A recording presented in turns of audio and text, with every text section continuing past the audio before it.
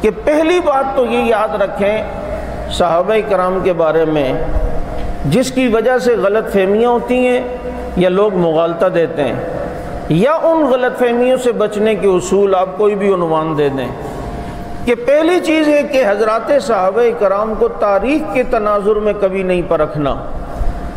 صحابہ کرام کو پرکھنے کا جو ترازو ہے وہ قرآن ہے۔ بنیادی غلطی یہ ہوتی ہے کہ ہم صحابہ کرام کو تاریخ کے ترازو میں پرکھنا شروع کرتے ہیں، جبکہ وہ تاریخی شخصیات نہیں ہیں بلکہ کیا ہیں؟ قرآنی شخصیات ہیں، تاریخی شخصیات۔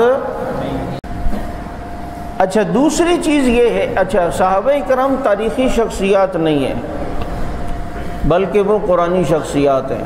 میں اس کی مثال دیا کرتا ہوں کہ میں آپ کو 3 ڈبے اور ملبہ شلبہ سوزوکی میں بھر کے دوں سریا وریا اور کہوں کہ اس کو تلوا کر لاؤ، آپ یہاں سے جائیں اور کسی سونے والی مارکیٹ میں چلے جائیں اور کسی جیولرز کو آپ کہیں، سونار کو کہیں کہ یار وہ تیرے پاس ترازو ہے، آپ میں سوزوکی لایا ہوں مال بھر کے تول دو، وہ پہلے تو یوں آپ کو غور سے دیکھے گا اور پھر کہے گا لگتا چھٹی والے دن پیدا ہوئے ہو۔ آپ کہو کہ کیوں تیرے پاس ترازو نہیں ہے؟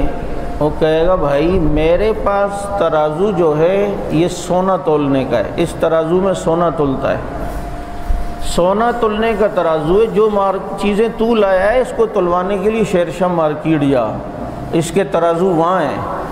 ہمارے پاس بھی یہ یاد رکھنا صحابہ کو تولنے اور پرکھنے کا ترازو الگ ہے اور شخصیات کو پرکھنے کا ترازو الگ ہے۔ صحابہ کرام کو اگر تولنا ہو اور پرکھنا ہو اس کے لیے ترازو اللہ کا قرآن ہے۔